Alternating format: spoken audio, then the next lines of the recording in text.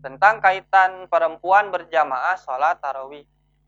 Ini nanti muncul pertanyaan karena memang sudah jelas untuk perempuan itu sholat berjamaah lebih baik di rumah dan tidak di masjid. Sedangkan yang lebih utama sholat di masjid itu adalah laki-laki. Maka kaitan dengan ini muncul pertanyaan, apakah sholat tarawih untuk perempuan itu berjamaah di masjid lebih utama atau di rumah yang lebih utama? Nah, masalah yang di sini muncul berdasarkan dalil ketika hadis dari Jubair bin Ufair dari Abu Dzar, ia berkata, kami saum bersama Rasulullah, beliau tidak mengimami kami sebelum tersisa 7 hari dari bulan itu.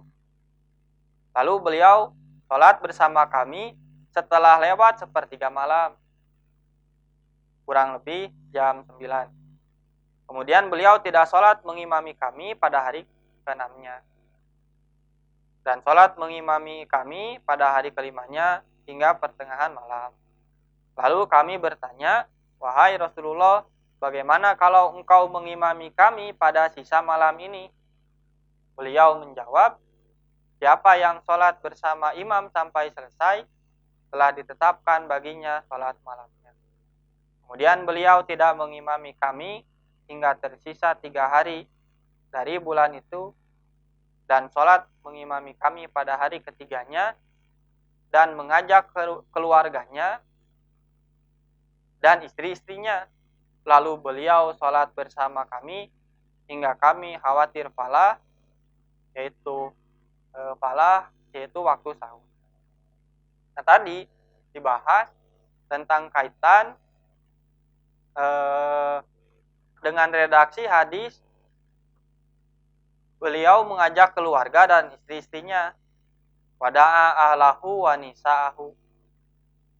Nah, berdasarkan keterangan ini bukan hanya boleh ibu-ibu sholat di masjid, melainkan Rasulullah pun sengaja mengajak ibu-ibu atau para perempuan untuk sholat berjamaah di masjid. Yang ini jelas berbeda dengan sholat malam yang lain. Nah, jika juga diperhatikan dengan seksama, kita telah tahu bahwa sebaik-baik sholat perempuan itu kan di rumahnya. Sekalipun nanti itu sholat wajib, dan bagi laki-laki ada pencariatan pelaksanaan sholat sunat itu lebih baik juga di rumah selain dari sholat wajib. Maka untuk sholat tarawih ini dijelaskan bahwa perempuan, istri-istri beliau dan anak-anaknya pun diajak untuk sholat berjamaah.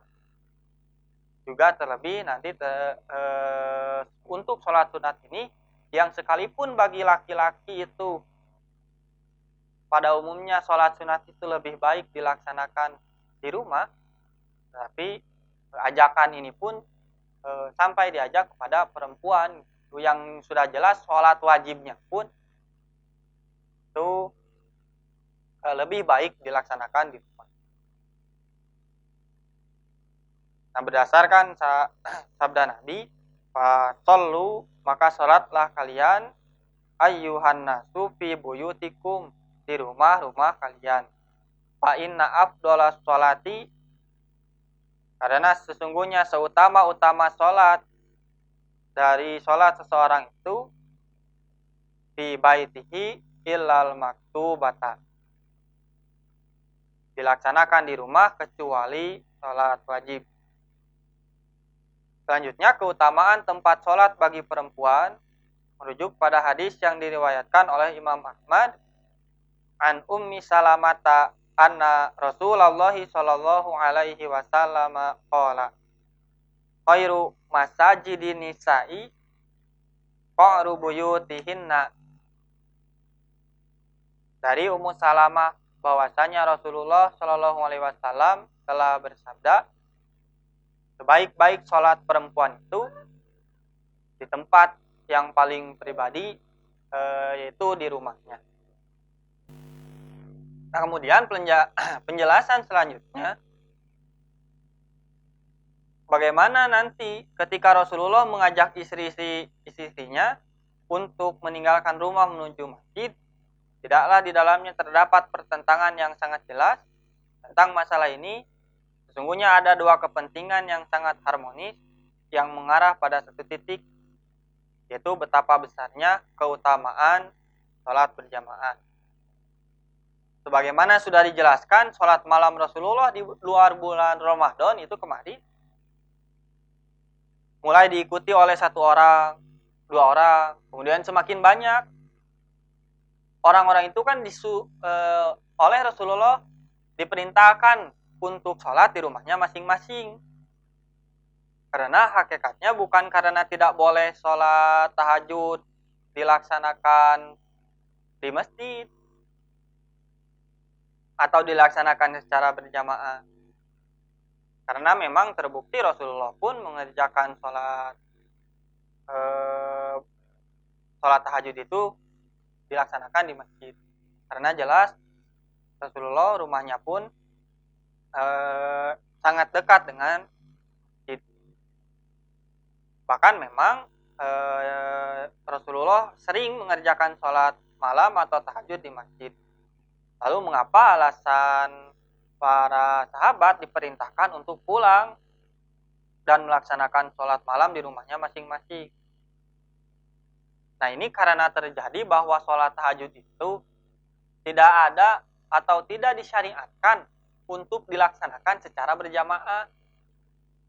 Jadi bukan masalah tempat, tetapi tahajud itu tidak disyariatkan dilaksanakan secara berjamaah.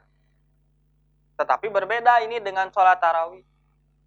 Beliau memerintahkan orang untuk melaksanakannya. Bukan hanya kaum lelaki saja yang dianjurkan melaksanakan sholat berjamaah tarawih. Bahkan kaum perempuan pun dipersilakan untuk melaksanakannya di masjid. Jadi sudah jelas keutamaan berjamaah bukan karena tempat atau masjid.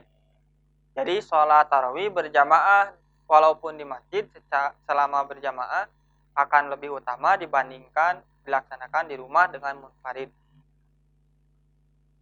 Sebagaimana kita ketahui bahwa nilai keutamaan berjamaah akan semakin banyak apabila orang yang melaksanakannya pun lebih banyak. Jadi lebih banyak, lebih baik.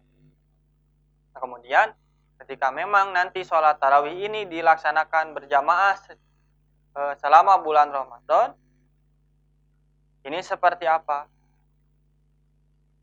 Bahkan ada yang menyatakan Nabi saja melaksanakan tidak selama 1 bulan penuh, melainkan hanya beberapa hari saja.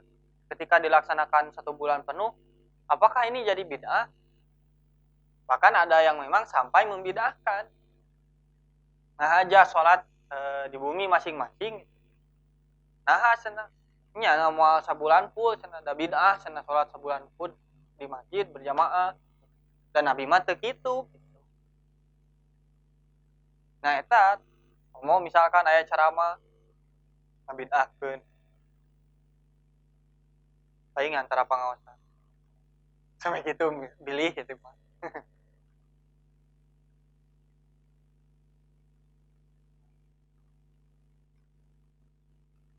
Untuk dari segi pelaksanaan lebih utama dilaksanakan bukan masalah tempatnya tapi berjamaahnya. Nah, tapi dilaksanakan secara berjamaah. Cuman memang kan dari segi pelaksanaan yang lebih baik gitu. Dan di kita pelaksanaan sholat tarawih itu dilaksanakan kan di masjid.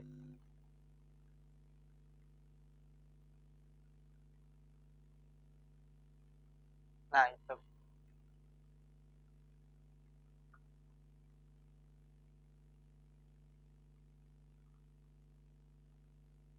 Iya. Jadi untuk memang sebetulnya secara tersirat itu sunnah kan kita tahu dilaksanakan mendapat pahala, sedangkan jika tidak dilaksanakan itu tidak mengapa.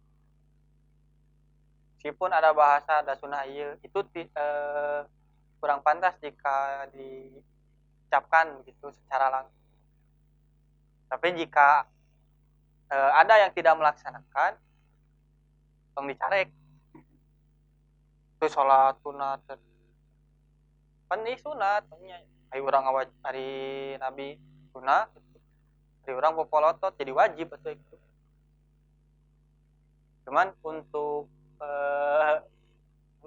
jadi bahasa ngababarikeun eta gitu kan. Nah, tentang sholat tarawih berjamaah selama Ramadan ini mah full gitu. Ini seperti apa? Memang kan terdapat beberapa hadis yang menerangkan bahwa Rasulullah itu melaksanakan sholat tarawih di bulan Ramadan hanya beberapa malam. Tentang hal ini sudah banyak dalil yang telah dicantumkan.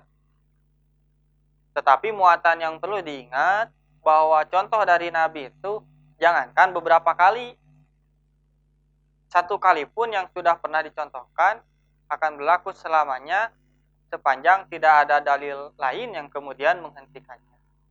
Tentang tidak keluarnya Nabi Shallallahu Alaihi Wasallam setiap malam saat itu sesuai dengan sabda beliau sendiri bahwa beliau merasa khawatir kalau sholat tarawih berjamaah itu dianggap wajib. Jadi ringkasnya sudah jelas bahwa ketika sholat berjamaah full selama bulan Ramadan itu dilaksanakan tidak apa-apa. Alasan kenapa Nabi tidak melaksanakan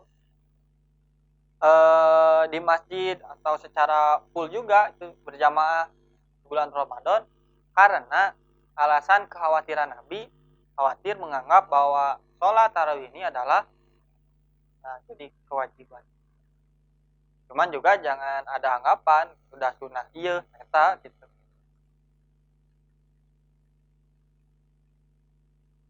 Nah, berdasarkan penjelasan tadi dapat disimpulkan bahwa qiyamul lail atau sholat witir yang disebut sholat tahajud, sholat tarawih, qiyamul Ramadan berkaitan erat dengan perbedaan waktu dan kaifiat tata cara pelaksananya. Nah, perbedaan itu kita lihat di dalam aspek berikut ini. Pertama, sholat Ramadan, sholat tarawih lebih utama dikerjakan secara berjamaah. Boleh dikerjakan di awal, tengah, atau akhir malam. Jadi untuk sholat ini di awal malam lebih baik jika jumlah jamaah lebih banyak. Kemudian jumlah rakaat tarawih tidak lebih dari 11 rakaat dengan cara 4-3 rakaat tanpa tasyahud awal. Sedangkan hadis yang menerangkan 11 rakaat dengan cara 8 kemudian 3 rakaat, hadis-hadis yang lebih juga dari 11 rakaat seperti 27, 39 sampai 47 juga semua hadisnya dong. Kemudian tidak ditemukan dalil sholat tarawih 3 rakaat terlebih dahulu. Lalu di tengah malam atau bangun tidur 4-4. Demikian pula 4-4 terlebih dahulu. Lalu tengah malam atau bangun dari tidur sisanya 3 rakaat lagi. Kemudian tidak ada tahajud atau witir lagi setelah tarawih. Karena jika tarawih ditambah witir atau tahajud akan hilang sifat dan bilangan witirnya atau sholat malamnya sehingga kedua sholat itu menjadi tidak sah. Itu tadi sholat tarawih atau qiyamul Ramadan. Kemudian yang kedua sholat tahajud atau witir. Pertama ketentuannya dikerjakan secara munfarid. Kemudian lebih utama dikerjakan setelah tengah malam. Kemudian juga disebut tahajud karena sholat itu dikerjakan setelah tidur terlebih dahulu. Sebagaimana sholat malam, jumlah rakaat sholat tahajud tidak lebih dari 11 rakaat dengan beberapa cara. Antara lain 4-4-3 jadi 11. Kemudian 2 2 2 2 2 1 jadi 11. Kemudian ada 2 2 2 5 jadi 11. Nah, kemudian sholat tahajud boleh dikerjakan 3 rakaat sebelum tidur dan 4 rakaat setelah tidur. Seperti yang pernah dilakukan oleh Abu Bakar dan Ammar bin Yasir. Atau 4 sebelum tidur dan 3 rakaat setelah tidur, seperti yang pernah dilakukan oleh Umar bin Khattab. Cara seperti ini tidak ditemukan riwayatnya pada sholat tarawih. Jadi jelas pencariatannya pun berbeda. Dengan demikian untuk pengamalannya pun kita laksanakan sesuai dengan yang semestinya, tidak dengan cara mengamalkan sholat tahajud di dalam sholat tarawih ataupun sebaliknya, karena memang akan menimbulkan banyak pertentangan, terlebih karena dalil yang ada tidak menunjang jika memaksakan pelaksanaan itu dianggap umum, atau pelaksanaan tarawih pun dianggap sholat tahajud. Maka akhir dari pembahasan ini mencoba dan menyikapi firman Allah dalam Quran Surat Al-Baqarah ayat 153. Wahai orang-orang yang beriman, minta tolonglah kalian kepada sabar dan sholat, karena sesungguhnya Allah beserta orang-orang yang sabar. Selanjutnya pesan terakhir Rasulullah yang disampaikan kepada para sahabatnya tentunya telah sampai kepada kita semua. Tinggal mungkin kita yang memaksimalkan diri untuk mengetahui isi pesan dari Rasulullah SAW, karena memang amanat yang di akhir ayat Rasulullah itu adalah satu kata yang diulang, yaitu as-sholata, as-sholata. Ingatlah sholat, perhatikanlah sholat.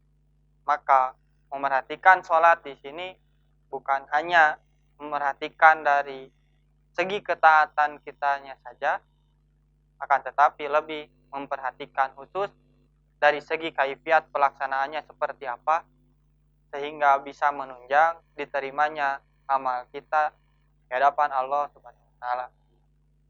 Ayat dan sabda Nabi Shallallahu alaihi wasallam memerintahkan umat yang beriman dan menginginkan pertemuan dengan Allah serta Rasulnya kelak, bahwa sholat yang benar dengan terus diberi perhatian yang serius tanpa kelalaian adalah di antara jalan menuju pertemuan itu. Di dalam sholat ada kaifiat, ada bacaan, ada doa-doa, ada khusyuan, ada pembuktian makna-maknanya di dalam setiap nafas kehidupan.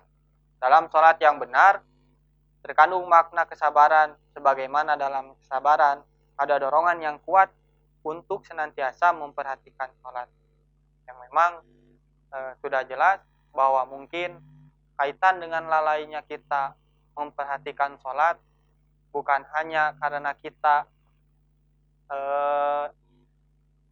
lupa sholatnya, atau menjadi kurang taatnya, atau menjadi belang beton gitu di sholat.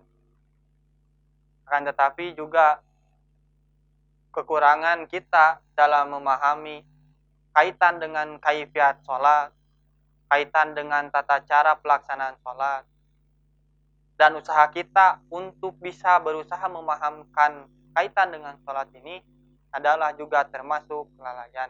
Semoga kita semua dengan kaitan pembahasan ini menjadi penutup dalam pembahasan buku ini.